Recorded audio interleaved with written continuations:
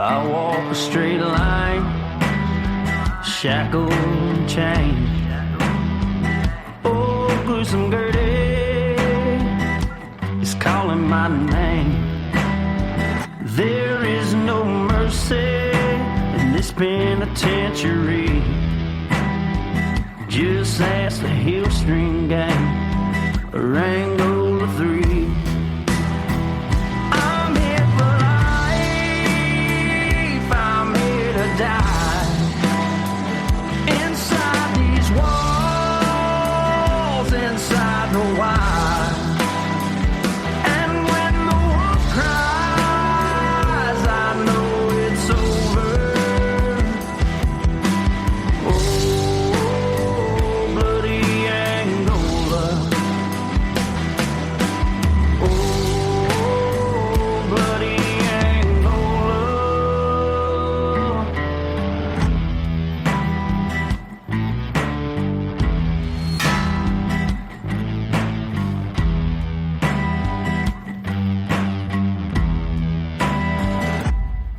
Hey everyone, and welcome back to Bloody Angola, a podcast 142 years in the making, the complete story of America's bloodiest prison. I'm Jim Chapman, and look, today we are going to discuss a little bit of the really dark side of prison. Now, you've all heard the saying, don't drop the soap when it comes to people getting sent to prison. There was even a bit that Chris Rock did way back in the day, way before Will Smith slapped the piss out of him at the Oscars. And this bit was hilarious. And it featured a man he termed the tossed salad man. So for those of you that aren't familiar, you're in for a treat. I want you to listen to this clip from Chris Rock. Oh, they will rape you in jail, boy. See, the whole damn country is so damn conservative now. Everybody's like, jails ain't tough enough. Jails ain't tough enough. We gotta have a death penalty. Jails ain't tough enough. Yo, jails are fucked up, okay? Don't believe the hype. The problem is, the reason jails are so crowded, because life is fucked up too. When people are broke, people are starving, life... Shit. Life is catching up to jail. Shit, if you live in an old project, a new jail ain't that bad. Shit, I was watching HBO had this special on, the jail special, a couple of months ago. Now, normally when you see a special about jail, it's on regular TV, and there's a lot of shit they don't show. Oh, not the HBO jail special. Oh, they showed it all. They were interviewing a brother in there. They said, now, sir, when a new inmate comes in and he wants some drugs, how do you initiate him? The guy goes, well, the first thing I do is make him toss my salad.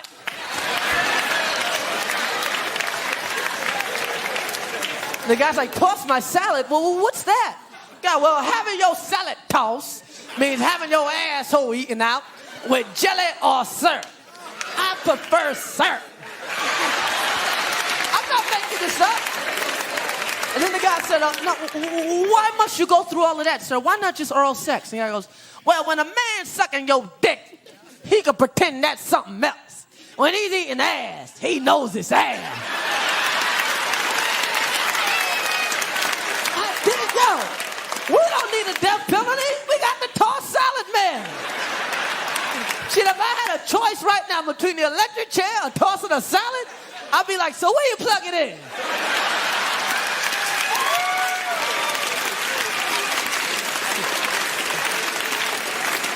Should not be wet. Now everybody tell, oh, schools are out of control. Oh, they're out of control. We need prayer in the schools. We don't need prayer in schools. We need the tossed salad man in school. That'll straighten the kids out. Hey, Jimmy, you got a D. You know what you got to do? No! No! I want to toss the salad. I want to go. I'm a read. I'm a learn to read. Now, when Chris Rock did that bit, I, like everyone else, thought this guy had to be a fictional character, right? It was made up for this bit. There's no way this guy really exists. However, people started scouring YouTube looking for an interview with this guy. And sure enough, the tossed salad man was real. Listen to this quick clip. First of all, right, if he's a newcomer, right, I want him to suck my ass with jelly. It's what they call tossing salad. That's the slang word, tossing salad. It means sucking my ass, right? With jelly or without jelly. Some people use syrup. I prefer a guy to use jelly, right? I will reach my climate, right? I will automatically get hard, right? I will, come automatically if he's sucking my ass for about 10 minutes or longer, right? It's a sensation feeling, and it makes you feel real good. Most all gays do that, you know what I'm saying? Like guys to suck their ass. It's just like a pussy, right? But the only difference is it's not a pussy, right? It's clean, the person is decent, and the person know that that's an asshole, but in mind, he's looking at it as a pussy because he's in prison. So, toss my salad and let him eat me, we straight. That's it. So as funny as Chris Rock is in that first clip I played, and as you heard in the second clip, this shit really happens. It's real. And it's rape, plain and simple. I mean, who could forget this clip from the Shawshank Redemption with Boggs and the sisters, as they were known on Shawshank Redemption, when they got a hold of Andy Dufresne. That's it. You fight better that way. I wish I could tell you that Andy fought the good fight and the sisters let him be. I wish I could tell you that, but prison is no fairy tale world. He never said who did it, but we all knew. The sisters kept at him. Sometimes he was able to fight him off, sometimes not. And that's how it went for Andy. That was his routine. I do believe those first 2 years were the worst for him. And I also believe if things had gone on that way, this place would have got the best of him. So Morgan Freeman nailed it. When you are most vulnerable for this type of thing, it's usually in those first few years of prison.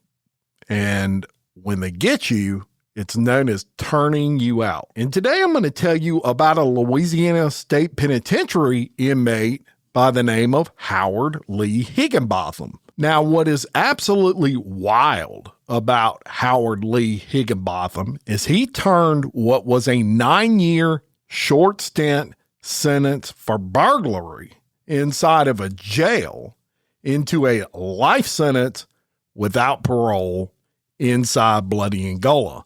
And that's what we're going to discuss today. So in September of 1977, Howard Lee Higginbotham, he gets arrested, then charged, then convicted of simple burglary. He actually, with an accomplice, they pulled off some kind of burglary of a hardware store. And this was in Ouachita Parish, Louisiana, which y'all is in the far north of Louisiana, almost to the Arkansas line. Now, for this conviction, Howard Lee Higginbotham, he gets sentenced to 9 years in the Ouachita Parish Jail. It's a relatively short stint in prison. If you keep your nose clean, you may actually get out in less than 6 years. But old Howard, he can't do that. He can't keep his nose clean, apparently.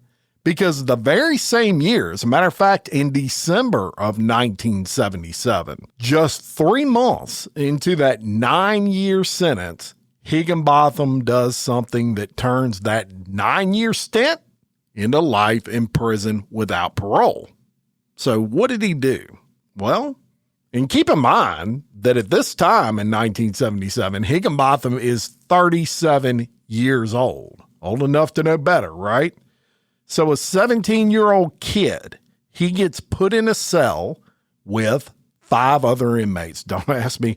Obviously, that sentence alone should raise a ton of red flags. I have no idea why this kid got thrown in a cell with 5 other inmates, but that's what happened.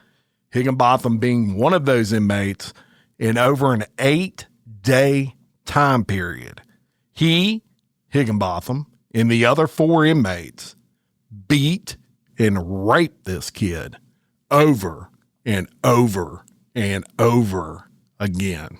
As a matter of fact, Howard Lee Higginbotham, he was charged with raping this boy 3 times. He had 3 counts of rape, crimes against nature, which means anally, during that 8-day time period. So he goes to trial for those 3 counts of aggravated rape, and he is sentenced to life inside a bloody Angola without the possibility of parole. Now we're going to fast forward a little bit, actually quite a bit, to July of 2025, just a few months ago. And Howard Lee Higginbotham, he goes in front of the clemency board for a hearing. And what this clemency board will determine is if the now 85-year-old inmate qualifies for clemency. If he does, if they feel like they're comfortable in recommending him for clemency, they're going to send that recommendation to the governor. The governor then would either sign off and approve it, or he would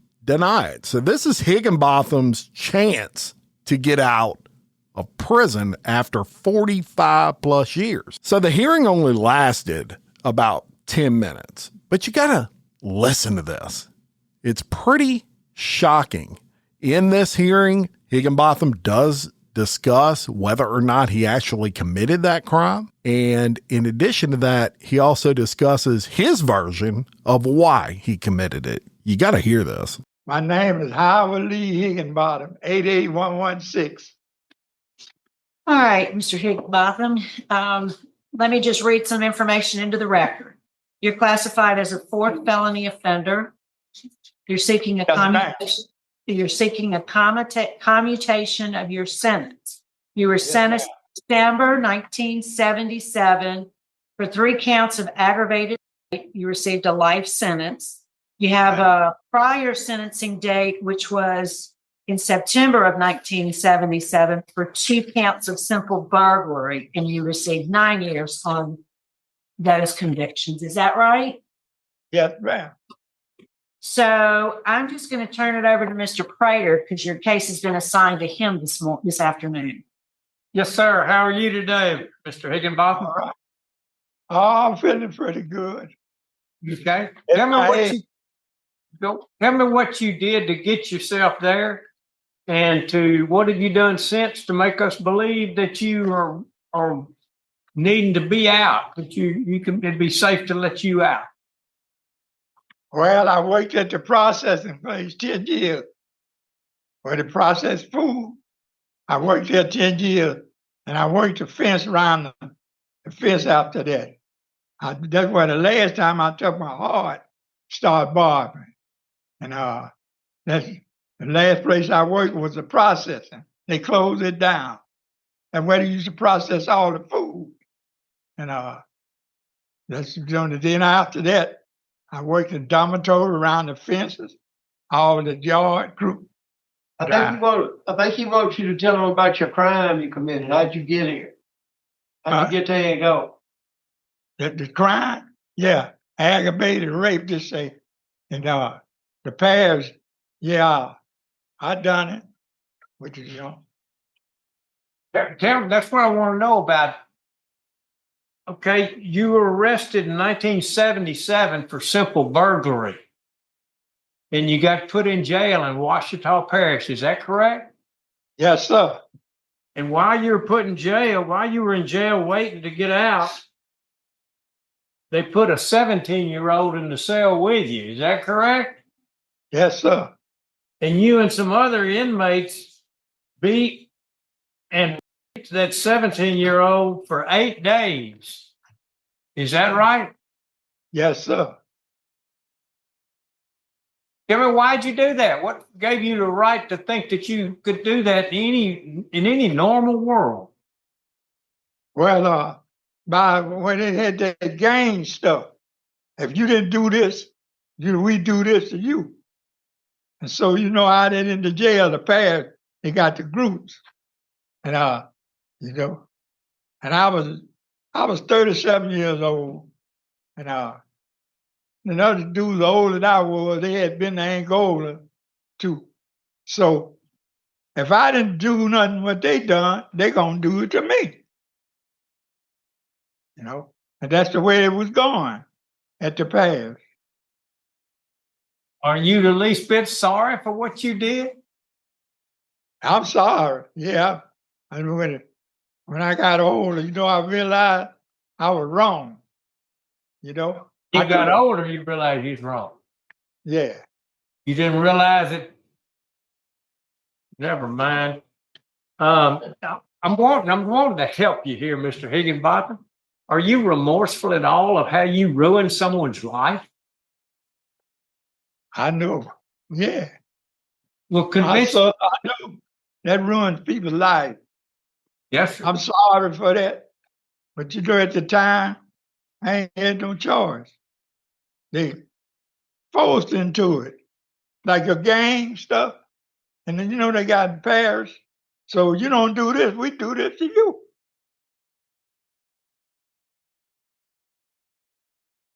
I don't have any other questions. Any other questions? Any write-ups to the, Well, I forgot, Warden Van Noy, can you tell us about Mr. Higginbotham? Yes, ma'am. He's assigned, he's medium custody, he's assigned to the treatment center on Ward 2 because of his age and his medical he's got a lot of medical conditions. So that's where he lives. Okay. yeah, I got a question. How old are you? 85, 85. 85 years old. How long have you been incarcerated? About 47 years. Since 88. Since 88. Okay, that's good. That's good. So you're not running with a gang now. Have you been taking any classes since you've been incarcerated? Well, the classes, on the class I went to, with the class on that sex class. Got a certificate on it. Okay. And how do you feel about it? What you learn about it? I learned a lot of things about it. About that. How you got to kill. Go ahead. Tell me what you learned. I learned you don't force nobody to do nothing. And the thing, you just try to go from it. If you see it happening, try not to be around it. And thing. I learned from that of him, like trying to turn somebody out, they call it. No, that's wrong. I know that's wrong. But they got a lot of guys don't think it's wrong. But I know it's wrong now. Do you feel remorseful about it? Huh? Do you feel remorseful about it? That's stuff. You sure? Yeah. Why I'm you feel? sure. Why do you feel remorseful? Why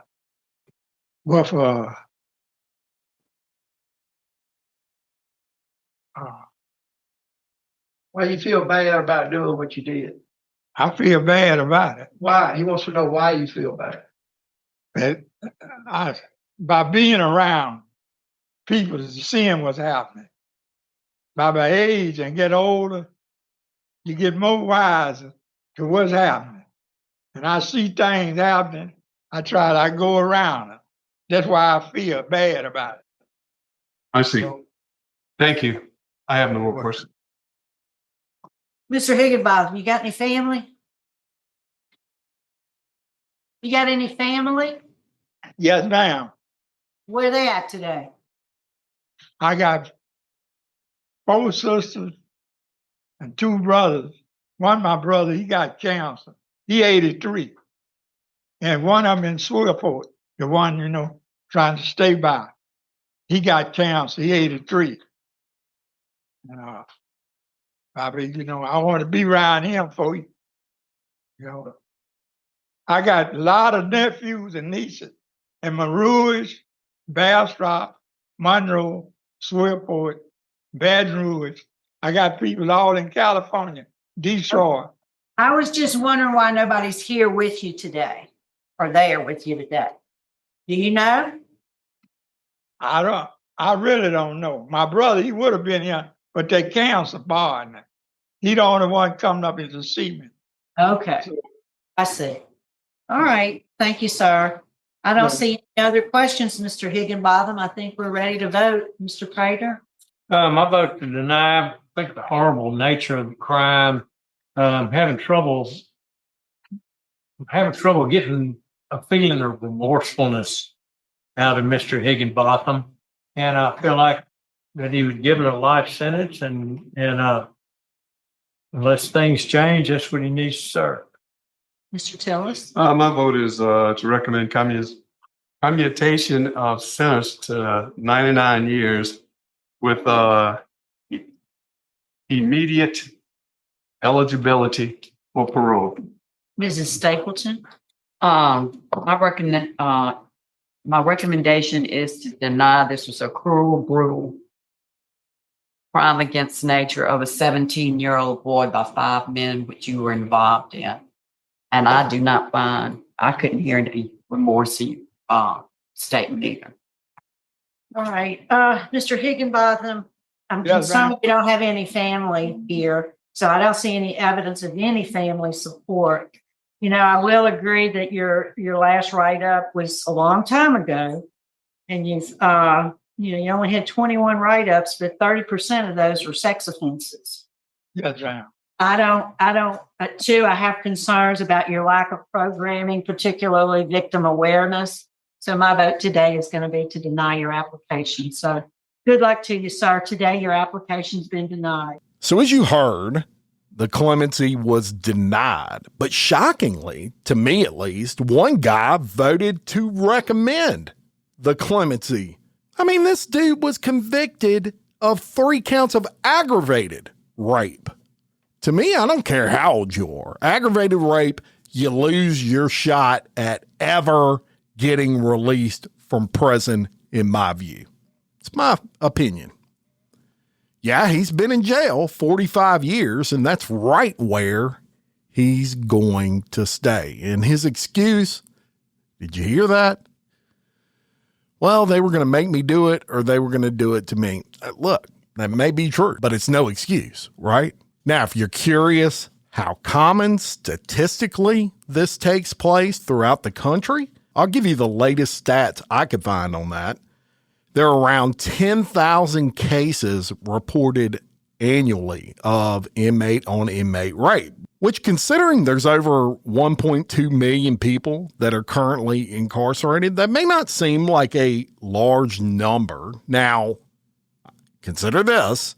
How many inmate-on-inmate rape cases go unreported? I personally would think a lot. I would probably, if I put a number on it, I'd probably put 55 to 60% go unreported. These guys aren't going to tell. I mean, that'll get you killed in prison. You're a rat at that point, right? So how many actually get reported?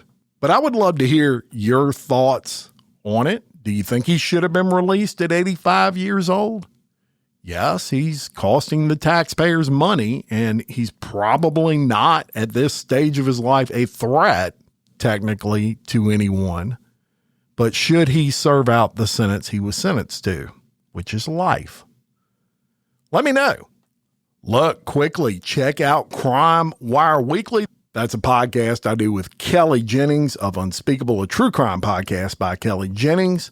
It drops every Friday. We cover the headlines in the world of crime all over the country, and even a few global crimes that we tell in our unique way of telling it. So check that out. And for those of you that may not be familiar with Crime Wire Weekly, I'm going to play just a short clip, one story that we did from the most recent episode of Crime Wire Weekly. All right. Well, look, we're going to go into our neck of the woods, and this is a story that's really important to Jim and I both because it's including law enforcement. So one deputy was killed and another was seriously injured in a shooting at the Iberville Parish Courthouse on Monday night. And it's kind of, a lot of people don't know this, but we go by parishes here, not counties, so we're different in that respect. Officials said that Deputy Charles Riley and Captain Brett Stassi Jr. were shot by Latrell Clark at the courthouse before 8 p.m. State police said that deputies had brought Clark to the courthouse for questioning connected to an ongoing sex crime investigation. That's when state police say that Clark grabbed for the gun. Several shots were fired, resulting in all 3 people being struck by gunfire. Deputy Riley Clark died at the scene, and Captain Stassi Jr. is fighting for his life. Please pray for the deputy we lost and their family, and continue praying for Sheriff Stassi's son. Every loss of an officer hits hard. Pray hard, and that according to Attorney General Liz Murrill. Now, Parish President Chris Daigle asked for prayers for the Iberville Parish community and for Sheriff Stassi's family as well. It's a sad day today in Iberville Parish, and we're praying for all of those involved. Iberville Parish flags were lowered Tuesday as the community mourns the loss of Deputy Riley, and a blood drive is being held for Captain Stassi Jr. Now, Clark had quite an extensive criminal history. He's been arrested 4 times in East Baton Rouge Parish and twice in Iberville Parish. Clark's earliest arrest in EBR was in 2015 when he was indicted for contributing to the delinquency of minors and possession of marijuana, but the case was dismissed 2 years later. He was arrested again in 2020 for driving a car that was stolen from Hertz Rental Company. The following year, he was booked for stealing a different vehicle. Clark was sentenced to 1 year of supervised probation on a reduced charge of theft under $1,000 instead of unauthorized use of a movable. All other charges were dismissed. In November of 2024, Clark had 2 active warrants for him in East Baton Rouge Parish, and documents say he was accused of shooting a gun into a home and a separate domestic violence incident. He was arrested in December for battery of a dating partner, aggravated criminal damage to property, illegal use of a weapon, and simple criminal damage to property. Court records say he bonded out in January of 2025, and he wore an ankle monitor until April. In June, he was formally charged with a misdemeanor domestic abuse battery charge.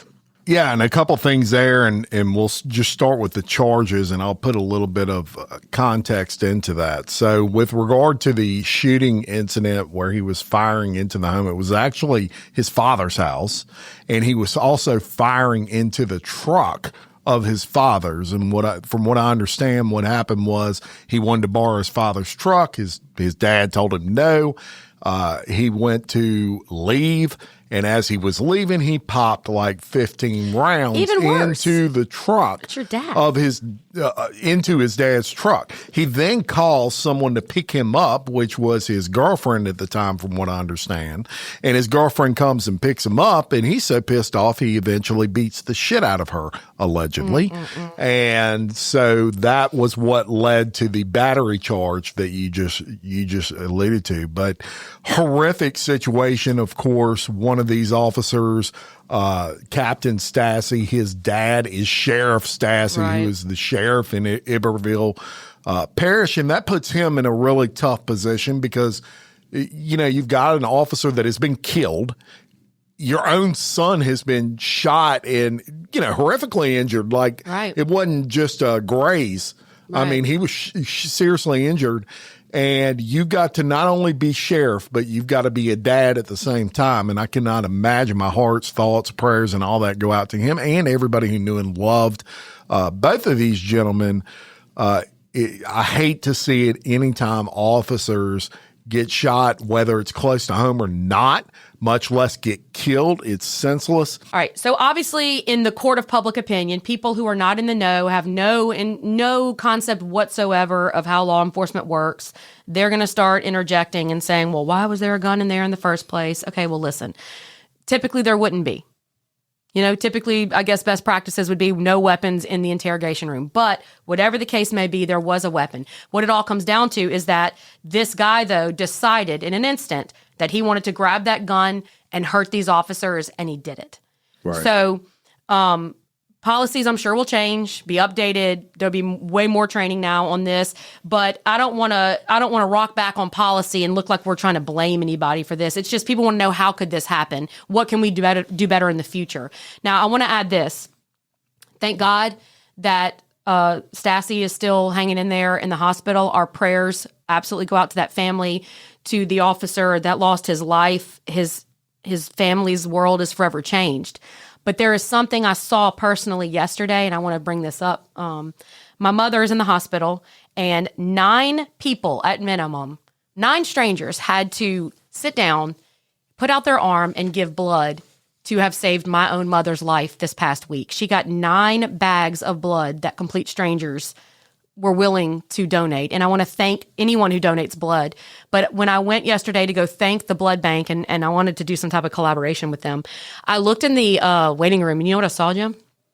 I don't know. Police officers in vest, in uniform, sitting there waiting. And that's when it dawned on me, oh my God, they're here to give blood for a friend. What a gift. And you know, one thing I didn't, speaking of giving blood, I never realized this till yesterday when another podcaster that I deal with was doing her podcast, and she does local news here in Louisiana. And she mentioned that, you know, a lot of the benefits, I always assume when you're giving blood, it's because there's shortages of blood. But actually, it's a bill thing. You get charged for giving blood. Yeah. I never, or getting blood, I should say. So if you're in the hospital and you have these big blood drives, it helps with your hospital bill. I always thought, and maybe I'm just ignorant, that it was just because you never want to run out of blood at the hospital and people are giving it. Yeah, that's definitely plays a part. But I didn't.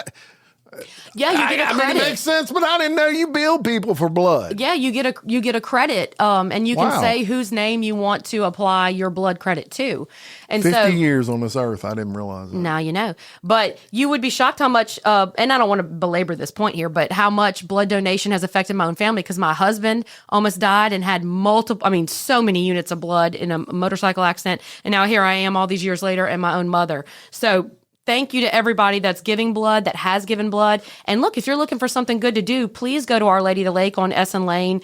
It's quick, and you can give blood, and you can save a life and reduce a bill. And I think those are both great things, that you can do. I learned something new on that for sure. There you go. Thoughts and prayers out to Sheriff Stassi and their family, and the officer that was killed as well. Thoughts and prayers to his family. Yeah, Riley Clark. Deputy Riley Clark, his family and friends, and all who knew and loved him. Amen. Thank you so much for listening. Check out the Patreon for commercial-free early releases, bonus episodes, and more. Patreon.com/Bloody Angola Podcast. And until next time, for Bloody Angola, a podcast 142 years in the making, the complete story of America's bloodiest prison. Peace.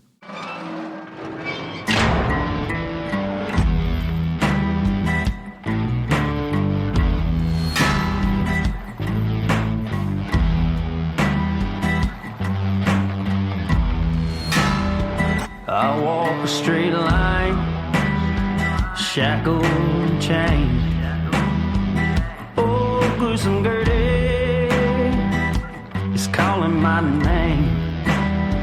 There is no mercy in this penitentiary. Just ask the Hill String Gang or Angola